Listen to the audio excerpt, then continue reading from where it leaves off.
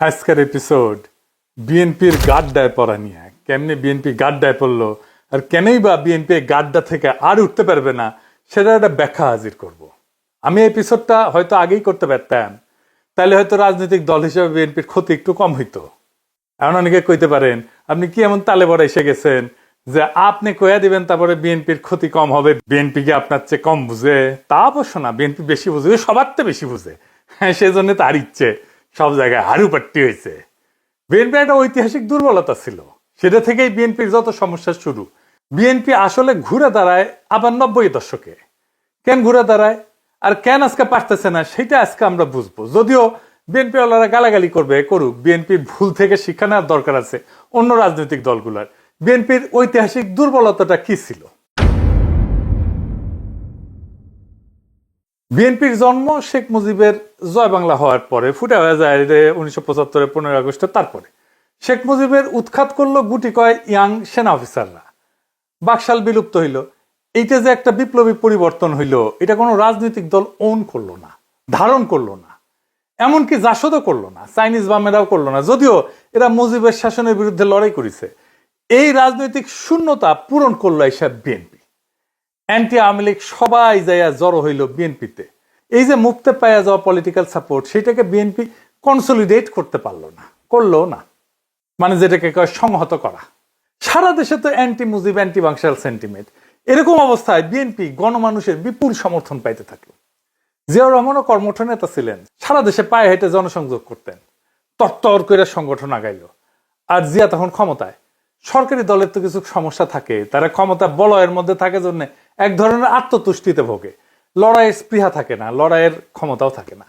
BNP আসলে রাজনৈতিক দল হিসেবে গড়ে না উঠে হয়ে উঠছিল একটা রাজনৈতিক মিলনস্থল, যেখানে মুসলিম লীগ, আওয়ামী লীগের বিচ্ছিন্ন অংশ, বাম ঘরানার ন্যাপ, সামরিক প্রশাসনিক বৃত্ত সবাই নিজেদের জায়গা খুঁজে পায় এক নতুন জাতীয়তাবাদের নামে। বিএনপির এটাই ঐতিহাসিক দুর্বলতা, এবং এর কারণে বিএনপিতে যা যা ঘটনা ঘটছে দুর্বলতা হিসেবে, সেটা একটু ভেঙ্গে ভেঙ্গে আমরা একটু বুঝি। আসেন সেটা একটু দেখি। 1 নম্বর দুর্বলতা, বুদ্ধিজীবী এবং নাগরিক সমাজের সঙ্গে অর্গানিক সম্পর্ক গড়ে তুলতে না পারা। জিয়া যুগে বিএনপি জন্ম নেয় সেনা এবং প্রশাসনিক উদ্যোগে, তৃণমূলে না কিন্তু। তাই দলের সঙ্গে নাগরিক বা চিন্তাশীল সমাজে সিভিল যে ইন্টেলিজেন্সিয়া, এটার একটা প্রাকৃতিক বিশ্বাসের সম্পর্ক গড়ে ওঠেনি। ফলে নাগরিক সমাজ আওয়ামী লীগ ঘরানার সঙ্গে অনেকাংশেই যুক্ত থাকে, এবং এখন আছে কিন্তু, সেটা দেখে। এবং বিএনপি হয়ে ওঠে পাওয়ারের দল, চিন্তার দল না। অর্থাৎ বিএনপি রাষ্ট্র চালাইতে পারে কিন্তু রাষ্ট্রের ধারণা তৈরি করতে পারে না। এই জন্য দেখেন আওয়ামী লীগ আমলে বিএনপি কোনো ন্যারেটিভ তৈরি করতে পারেনি, anti Awami League. 2 number, intellectual লিডারশিপের বদলে প্রশাসনিক নেতৃত্বের প্রাধান্য আছে।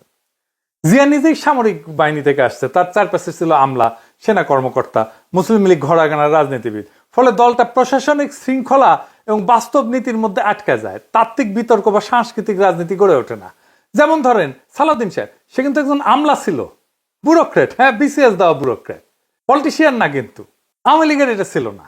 তার রবীন্দ্রনাথ, নজরুল ছিল, পশ্চিমবঙ্গের সাথে একটা ঐতিহাসিক সাংস্কৃতিক সম্পর্ক ছিল। বিএনপির ছিল না, এরকম কোনো মৌলিক একটা আখ্যান ছিল না। 3 নাম্বার, বাংলাদেশি জাতীয়তাবাদ কিন্তু একটা বিপ্লবী ধারণা ছিল, কিন্তু বাঙালি জাতীয়তাবাদের বিকল্প হিসাবে রাষ্ট্রভিত্তিক একটা জাতীয়তাবাদ ছিল। কিন্তু বিএনপি ধারণাটাকে চিন্তাগতভাবে ব্যাখ্যা এবং ইনস্টিটিউশনালাইজ করতে ব্যর্থ হয়। এর ফলে ধারণাটা হয়ে পড়ে আওয়ামী বিরোধী স্লোগান, কখনো কোনো ইতিবাচক জাতি চেতনার ভিত্তি হিসাবে তৈরি হতে পারেনি। অর্থাৎ বিএনপি জানে সে কি না, কিন্তু জানে না সে কি হইতে চায়। 4 নাম্বার, ইসলামী ঘরানার সাথে রাজনৈতিক সমঝোতা কিন্তু সাংস্কৃতিক বিচ্ছিন্নতা। মানে সে সমঝোতা করছে কিন্তু ইসলামিক ঘরানার সাথে তার সাংস্কৃতিক বিচ্ছিন্নতা আছে। বিএনপি ইসলামপন্থী ভোট ব্যাংক এবং গোষ্ঠীকে যুক্ত করে, কিন্তু ইসলামী সংস্কৃতি, শিক্ষা বা নৈতিক রাষ্ট্রচিন্তা নিয়ে তাত্ত্বিক কোনো কাজ করে না। ফলে ইসলামী ভোট ব্যাংক তখনই তার সাথে থাকে যখন সে জামাতের সঙ্গে থাকে, কিন্তু ইসলামী জনসমাজের মন জয় করতে পারে না সে। এর ফলে দলটা মধ্যপন্থী পরিচয়ে আটকায় থাকে, এবং বিএনপি আলারা নিজেদেরকে সেন্ট্রিস্ট বা মধ্যপন্থী বলতে তৃপ্তি পায়। একদিকে সে ধর্ম নিরপেক্ষ নাগরিক সমাজ তাকে ভয় পায়, অন্যদিকে ধর্মীয় সমাজ তাকে অবিশ্বাস করে। এই দুয়ের মাঝখানে সে ঝোলে। 5 নাম্বার, বুদ্ধিজীবী উৎপাদনে ব্যর্থতা। আওয়ামী লীগ সরকারে না থাকলেও বিশ্ববিদ্যালয়, সাংবাদিকতা, এনজিও সেক্টরে তার সাংস্কৃতিক প্রভাব কিন্তু বজায় রাখে। বিএনপি কখনো নিজস্ব চিন্তা নেতা, গবেষণা প্রতিষ্ঠান, থিঙ্ক ট্যাঙ্ক তৈরি করতে পারেনি। এর ফল বিএনপি ক্ষমতায় থেকেও রাষ্ট্রবিজ্ঞানের বা ইতিহাসের বয়ান গড়ে তুলতে পারেনি। সুতরাং প্রতিবারই আওয়ামী লীগের বয়ানই জাতীয় বয়ান হয়ে যায়, আর বিএনপি শুধু রিয়াকশন দেয়। 6 নাম্বার, মধ্যবিত্ত এবং শিক্ষিত শ্রেণীর সঙ্গে সংযোগ হারানো। 80-র দশকের পর থেকে বিএনপি ক্রমে ব্যবসায়ী, প্রশাসনিক এলিট এই শ্রেণী কেন্দ্রিক হয়ে ওঠে। শহরে মধ্যবিত্ত তরুণ প্রজন্ম এবং বিশ্ববিদ্যালয়ের রাজনীতিতে তার উপস্থিতি ক্ষীণ হয়ে পড়ে। ফলে বিএনপি হয়ে যায় একটা অ্যাডমিনিস্ট্রেটিভ পার্টি উইদাউট মরাল ইমাজিনেশন। তার ভেতরের যে নৈতিক কল্পনা এটা থাকতে হয় একটা রাজনৈতিক দলের ভিতরে, সেটা নাই হয়ে যায়। বিএনপি রাষ্ট্র ক্ষমতা দখলে সফল হইলেও রাষ্ট্রের নৈতিক, সাংস্কৃতিক, বুদ্ধিবৃত্তিক বয়ান নির্মাণে একটা ব্যর্থ দল।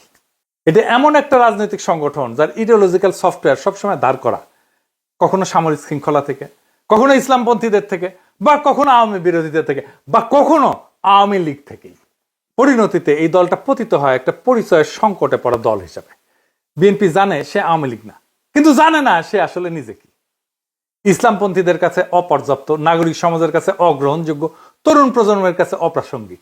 এই কারণে দলটা একদিকে ক্ষমতা পেতে পারে, কিন্তু দীর্ঘমেয়াদে আদর্শিক উত্তরাধিকার সৃষ্টি করতে পারে না। আরেকটা উদাহরণ দিই বিএনপি কর্মীদের সাংস্কৃতিক মান সম্পর্কে। এই ছেলেরা বিএনপির সালাউদ্দিন সাহেবের ব্যাক বয়, মানে ব্যাকটন, হ্যাঁ, তার লেখা দেখেন, দেখেছেন? এডিটর সাহেব এটা আন্ডারলাইন করে দেখায় দেন, প্রচন্ড রকমের হিন্দু বিদ্বেষী। এইটা কেন হয়? এবং বিএনপি তৃণমূলের অনেক কর্মী কিন্তু এইরকম একই চিন্তা চেতনার। এটা কেন হয়? এর কারণ ধর্মীয় স্তরে ইসলামকে নৈতিক এবং জ্ঞানমূলক পদ হিসেবে বিবেচনা না করে রাজনৈতিক পতাকায় পরিণত করছে, এবং সাংস্কৃতিক স্তরে ইসলামী সভ্যতার মানবিক, শিল্প, সৌন্দর্যিক ঐতিহ্য থেকে বিচ্ছিন্নতা। আর রাজনৈতিক স্তরে প্রতিপক্ষকে সে শত্রু বানায়, আনুগত্য সংহত করার কৌশল নেয়। বিএনপির সাংস্কৃতিক এবং নৈতিক দুর্বলতা সবচেয়ে গভীর রূপ হইল এই যে তারা ইসলামকে চেতনা হিসেবে না দেখে অস্ত্র হিসেবে ব্যবহার করে। ফলে ইসলাম তাদের কাছে হয়ে ওঠে রাষ্ট্রের বৈধতার প্রতীক, কিন্তু হারাইছে তার সভ্যতাগত, মানবতাবাদ, সহিষ্ণুতা, আত্মসমালোচনার ক্ষমতা। ফলে বিএনপি কর্মীর চোখে অমুসলিম প্রতিপক্ষ আর মানুষ না, সে কেবল একটা আদার, অপরতা, যাকে ঘৃণা করা যায়, কারণ দলীয় মতবাদ তাকে নৈতিকভাবে সেটা শিখায়। তো এইটা বিএনপির ফুটসলদের অবস্থা দেখাইলাম। বিএনপির এলিটদের বিশ্লেষণ আরেকদিন দেখাবো, ওই জামাই কোটার বুদ্ধিজীবী আছে না, ওটাও দেখাবো আর কি। তো এবার আসেন, এই যে খালেদা জিয়ার সময় যে বিএনপি উঠে দাঁড়াইলো এরশাদ বিরোধী আন্দোলন টাইমে 90 দশকে, কেন দাঁড়াইলো? সানাউল হক নিরু আর ওনার ভাই মাহবুবুল হক বাবলুর উপরে ভর কইরা, এইটা স্বীকার করতে হবে। বিএনপির বুড়ানোতারা এরশাদের সাথে সিস্টেম করে ফেলছিল। এই দুইজন খালেদা জিয়ার পাশে এসে দাঁড়ায়, সারা দেশে এক নবজাগরণ শুরু হয় ছাত্র দলের হাত ধরিয়া। এইভাবেই নবজন্ম নেয় বিএনপি। জিয়াউর রহমানের বিএনপি দারুণ জনপ্রিয় দল ছিল, কিন্তু ক্ষমতায় থাইকা এত দুর্বল হয়ে পড়ছিল যে এরশাদের কুশে ঠেকাইতে পারে নাই। সেই বিএনপি আবারও তারুণ্যের শক্তি হারায় ফেলছে। বিশ্ববিদ্যালয়গুলোতে সে আর জিততে পারতেছে না, এমনকি থার্ড পজিশন পাইতেছে, সেকেন্ডও হইতে পারে না। এটাই হইতেছে বিএনপির আর একবার পরাজয়। এবার আসেন দেখি আওয়ামী লীগ কেন দীর্ঘ সময় শাসন করতে পারছিল, হাসিনার কোন ট্রিক কাজ করছে যেটা কখনোই বিএনপি পারবে না। আপনি দেখেন, আওয়ামী লীগ যখন এরশাদ বিরোধী আন্দোলন করতেছিল সেই সময়টা যদি পর্যালোচনা করি আমরা, তাহলে দেখবো লীগ প্রথমে করলো 15 দল, মনে আছে না? এই 15 দল কি? এই 15 দল হলো বাকশালের দল প্লাস মুজিবের আমলের বিরোধী দলগুলা, মানে 1971-এর পুনর্নির্মাণ করলো সে 15 দল করে। সে ফিরে গেল সেই সময় যখন সবাই আওয়ামী লীগ নেতৃত্বে আস্থা রেখে মুক্তিযুদ্ধের লড়াই করতেছে। মুজিব আমলে যারা মুজিবের বিরোধিতা করছে তাদেরকেও হাসিনা তার মিত্র বানাইতে পারছে। হাসিনার এইটা ছিল একটা মাস্টার স্ট্রোক। মুজিব যাদের পোষ মানাইতে পারে না, হাসিনা তাদের পোষ মানাইছে। হাসিনার সরকার ছিল আওয়ামী লীগ প্লাস মুজিবের বিরোধিতাকারীদের সরকার। হাসানুল হক ইনু, দিলীপ বড়ুয়া, রাশেদ খান মেনন সরকারে ছিল। সে হেফাজতের একাংশে নিজের ফোল্ডে নিয়ে ফেলছে, কমই জননী উপাধি পাইছে। সে নিজে যার বিরোধিতা করছে সেই এরশাদের দলকেও সে সাথে দিছে। সে সোসাইটিতে থাকা যত আওয়ামী বিরোধিতা ছিল তার বেশিরভাগ বিরোধিতাই নিজের ভিতরে নিয়ে নিউট্রালাইজ করার চেষ্টা করছে, এবং সাকসেসফুলি সেটা পারছে। তাই মুজিব 4 বছর টিকলেও সে 4 গুণ সময় টিকছে, 16 বছর টিকছে প্রায়। সে তার ঐতিহাসিক বয়ান মুক্তিযুদ্ধের চেতনার উপরে দাঁড়ায় শাসনের বৈধতা চাইছে। যারা তার সরকারে ছিল না কিন্তু এক সময়ের মিত্র ছিল তাদেরকে সে কিছুই বলে নাই। সিপি বাসদের কথা ধরেন, একটা নেতাকর্মী একদিনের জন্য জেলে যায় নাই, দেশ ছাড়া হয় নাই, একটা ফুলের টোপাল তাদের গায়ে দেয় নাই হাসিনা। আর কি করছে, যে কয়টা বিরোধী রাজনৈতিক দল ছিল তাদের রাজনৈতিক সংগ্রাম করার ক্ষমতাকে নিশ্চিহ্ন করে দিছিল। ছাত্ররা নেতৃত্ব দিতে পারছিল জন্যই হাসিনা উৎখাতের লড়াই সার্থক হইতে পারছে। যাই হোক, এখন বিএনপি কি করছে সেটা একটু দেখি। প্রথমে সে তার মিত্রদের দূরে ঠেলে দিছে। একটা লড়াই সংগ্রামের মধ্যে দিয়ে যে সম্পর্কটা তৈরি হয়, সে সম্পর্ক অনেক মূল্যবান, সেই সম্পর্কের মূল্যটাই বুঝলো না তারা। শুধু দূরে ঠেলা না, তাদের সাথে ভয়াবহ শত্রুতা শুরু করছে। এমন নোংরামো নাই যে করে নাই, নোংরামোটাকে সে রাজনীতি মনে করছে। আর কি করছে, সে নিজের রাজনীতি ছেড়ে মুক্তিযুদ্ধের চেতনা রাজনীতি করতেছে। বিএনপির কর্মীরা ছাড়া বিএনপির কোনো বন্ধু নাই, সমর্থকও নাই। তাও বিএনপির কর্মী খুঁজে পাওয়া মুশকিল। হ্যাঁ, সবাই নেতা বিএনপির। সারা দেশের মানুষ ভীত আর বিরক্ত। সব জায়গায় দখল, সব জায়গায় নিয়ন্ত্রণহীনতা। বিএনপির নেত্রী এই শেখ রুমিনুর রহমান সে নিজেই বলে কন্ট্রোল করা যাইতেছে না। শোনান এডিটর সাহেব। নানান জায়গা থেকে কিন্তু বিএনপি নেতা কর্মীদের বিরুদ্ধে প্রচুর কমপ্লেইন আসছে। আমার কাছেই সকাল বিকাল কমপ্লেইন আসছে। বিএনপির নেতা কর্মীদেরকে মাঠ পর্যায়ে কন্ট্রোল করা যাচ্ছে না। চাঁদাবাজির সঙ্গে যুক্ত, জমি দখলের সঙ্গে যুক্ত, টেন্ডারবাজির সঙ্গে যুক্ত। আপনাদের আরেকটা জিনিস দেখাই। বিএনপি 5ই আগস্টের পরে স্বীকৃতি, এডিটর সাহেব দেখান সব স্বীকৃতি এক জায়গায় করা হয়েছে। খুন দেখান এডিটর সাহেব, দেখেছেন 166-র বেশি খুন নিজের দলীয় কোন দলে। ধর্ষণ 67-র বেশি। প্রত্যেকটা রেফারেন্স আছে, নিউজ আছে। আপনারা এইটা সাহেব ওয়েবসাইটের অ্যাড্রেসটা একটু লিখে দেন। 140-এর বেশি চাঁদাবাজি, হামলা, সংঘর্ষ, লুটপাট, দখল, ইসলাম বিদ্বেষ, হিন্দু বিদ্বেষটা ঢুকাবেন এর পরে আশা করি। চুরি, ডাকাতি, শিক্ষাঙ্গনে সন্ত্রাস, টেন্ডারবাজি, মিথ্যাচার।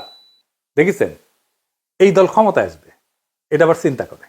অবশ্য কুজারোচিত হয়ে শোয়ার শখ হয়, ইচ্ছা হয়। এখন দেখেন আর্মির কাছে ধরা খায় কি কইতেছে বিএনপির কর্মী, শোনেন। চাঁদাবাজি করো? জি স্যার, চাঁদাবাজি করি। স্যার ডিলারের নাম আব্দুল রাজ্জাক, সে আমাদের নেতৃত্বে বিএনপির একজন নেতা। সে হচ্ছে মানে আমাদেরকে আমরা হচ্ছে কিনে আনছো। এই পর্যন্ত কয়টা ভ্যান ডাকাতি করছো? স্যার এই পর্যন্ত আমরা 12টা ভ্যান ডাকাতি করছি। আর অটো কয়টা করছো? স্যার ওটা আমরা 15টা করছি। মোটর সাইকেল কয়টা করছো? স্যার মোটর সাইকেল 10টা করছি। 10টা মোটর সাইকেল করছো? এই মোটর সাইকেল সেল দেবো কোথায়? স্যার এগুলো সব রাজশাহীতে চলে যায়। এই কার মাধ্যমে নাও? স্যার এটা হচ্ছে আমাদের ডিলার আছে, ডিলারের মাধ্যমে। ডিলারের নাম কি? স্যার ডিলারের নাম আব্দুল রাজ্জাক, সে আমাদের নেতৃত্বে বিএনপির একজন নেতা। সে হচ্ছে সবকিছু মানে আমাদেরকে হ্যান্ডেল করে। তো বিএনপি কি করতে পারত? অনেকভাবেই সে তার আগামীর ক্ষমতাকে সংহত করতে পারত। প্রথমত সে তার জোটকে পুনরুজ্জীবিত করতে পারত, যে জোট ছিল জামাত ইসলাম আর ইসলামী দলগুলো মিলে। তাহলে বাংলাদেশের পলিটিক্যাল ল্যান্ডস্কেপ তাদের নিয়ন্ত্রণে থাকতো। দীর্ঘ লড়াই সংগ্রামের মধ্যে দিয়ে যারা বিএনপির পাশে দাঁড়ায় লড়াই করছে তাদের নিজেদের ফোল্ডে নিয়ে আসতে পারত। যারা রাজনীতি করে না তাদেরকে, ধরেন 31 দফা রচনায় তারা ওয়ার্কশপ করে দলের বাইরের লোকদের ইনভলভ করতে পারত, একটা কনসালটেন্সি নিতে পারত, একটা ডায়ালগ করতে পারত। ছাত্র সংসদ নির্বাচনে যেহেতু তারা জিততে পারবে না, এই অ্যানালাইসিসটা থাকলে সে ছাত্র দলের নামে প্যানেল না দিয়ে 24-এর বৈষম্য বিরোধী আন্দোলনে যারা ফ্রন্টলাইনার ছিল তাদের দিয়ে প্যানেল করে সাপোর্ট দিত। যেমন রাকসুতে আম্মারদেরকে সাপোর্ট দিতে পারত, কোথাও তারা শিবিরকেও সাপোর্ট দিতে পারত। তাতে পরাজয়ের গ্লানিটা নিতে হইতো না। প্র্যাকটিক্যাল কারণেও বিএনপি দেশ চালাইতে পারবে না। ক্ষমতায় আসলেও দেশ চালাইতে হইলে 1 পয়সার দুর্নীতি করা যাবে না। বাংলাদেশের ইকোনমি সেই চাপ নিতে পারবে না। বিএনপির দুর্নীতি না কইরা থাকতে পারবে না। টেম্পু স্ট্যান্ডার্ড, চাঁদাবাজি, দখলই তো সামলাইতে পারতেছে না। রাষ্ট্র হয়তো বলে দুর্নীতি থামাইবে কিভাবে? এইটা সাহেব ওই যে রুমিন পারানা কইছিল না, শেখ রুমিনুর রহমান কইছিল না যে কন্ট্রোল করা যাচ্ছে না, এটা একটু শোনান না। নানান জায়গা থেকে কিন্তু বিএনপি নেতা কর্মীদের বিরুদ্ধে প্রচুর কমপ্লেইন আসছে। আমার কাছেই সকাল বিকাল কমপ্লেইন আসছে। বিএনপির নেতা কর্মীদেরকে মাঠ পর্যায়ে কন্ট্রোল করা যাচ্ছে না। চাঁদাবাজির সঙ্গে যুক্ত, জমি দখলের সঙ্গে যুক্ত, টেন্ডারবাজির সঙ্গে যুক্ত। তো দেখেছেন কেমনে থামাবে? এই দল কেমনে রাষ্ট্র ক্ষমতায় গেলে দেশ চালাইতে পারবে না। এই জন্যেই বিএনপি আর উঠে দাঁড়াইতে পারবে না। এইবার হারলে শেষ। এই দলের সাধারণ সম্পাদকের বনজামাই 111 করে খালেদা জিয়ারে মাইনাস করে বিএনপি কর্মীদের দৌড়ে নিখাইছিল, দেখেছেন? হ্যাঁ, জেনারেল মাহবুব আর মেয়ে জামাই জনগণকে বোকাচোদা বলে। সে দৌড়ানি খাওয়ার লাইনে আছে। ইলেকশনের রেজাল্টের পরে যখন বিএনপি বিরোধী দলের সিটে বসবে, হাজার হাজার কোটি টাকা খরচা করে নমিনেশন কেনা পাবলিক গুলা পাশা থাপড়াইবে আর পারবে গায়েল। তো গায়েল পাড়ার জন্য তা কাউরে খুঁজবে। তখন জামাই কোটার বিএনপির বুদ্ধিজীবীদের পাইলে তারে কি কইবে? না, বিএনপির জামাই কোটার বুদ্ধিজীবীরা আমি এখনো পোস্টমর্টেমে ধরি নাই, ধরবো, টাইম আসুক, একেবারে মান্দার কাছে তুলবো। ও জিন্দগিতে ওই মান্দার কাছে উঠে নেয়, নাম্বার পারবে না। আমি কইতেছি বিএনপি কর্মীরা কি কইবে? হ্যাঁ, কইবে আহো ভাতিজা আহো, আহো বাতিজা আহো।